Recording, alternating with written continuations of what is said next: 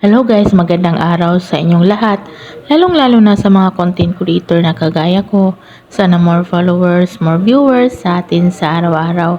Ang video na ito guys ay gusto ko lang ipakita at i-share sa inyo kung paano ko niluto ang aking crispy menudo. Kung gusto nyong malaman, please panoorin yung video ko hanggang sa dulo.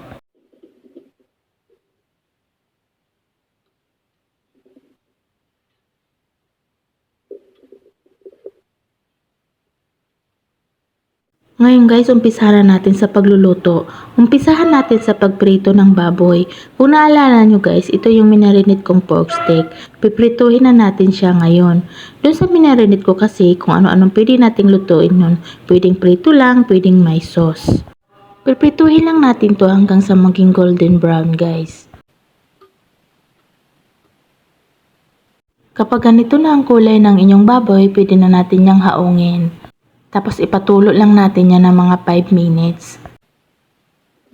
Ang sunod naman natin iprito guys is patatas at saka yung carrots. Prituhin lang natin to hanggang sa medyo maging crispy. Tapos kapag naprito na siya at natanggal na, patuluin lang din natin ng mga 10 minutes. Pasensya na pala kayo sa background ko guys, ang ingay-ingay, may nagbabasketball kasi sa court. Sunod ko naman pinirito guys is yung bell pepper. Pinipirito ko rin yung bell pepper para lalong mabango ang ating menudo. Sa pinagprituhan ko ng baboy at saka yung patatas, carrots, dito na rin ako magisa ng bawang at saka sibuyas.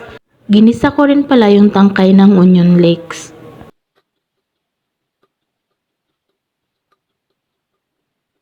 Nung naluto na nga yung sibuyas, bawang, at saka yung tangkay ng onion leeks, naglagay na ako ng tomato sauce. Iba-iba naman tayong paraan kung paano magluto ng menudo. Iba din ang way ko kung paano ko lutuin ang aking menudo. Ang way ko naman guys is crispy menudo. Pero depende sa inyo guys kung anong klaseng timpla ang gusto nyong gawin sa inyong menudo. Naglagay din ako ng konting tubig, tapos naglagay ako ng 2 pork cube, pamintang puti, pamintang itim, tapos naglagay din ako ng konting asin.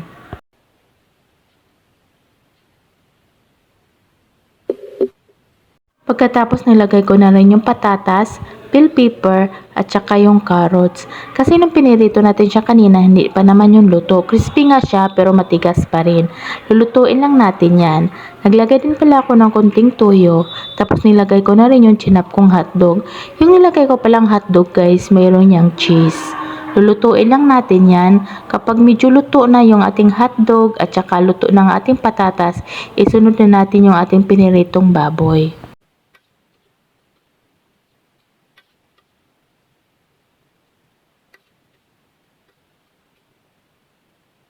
At ito na guys ang ating crispy pork menudo. Thank you for watching guys. Thank you sa walang sawang panonood sa aking video. At sana nag-enjoy kayo habang pinapanood yung video ko. Thank you sa support na binigay nyo sa akin. Thank you sa comment, like at sa share. Lalong lalo na sa star guys. Thank you and God bless sa ating lahat guys. Bye bye!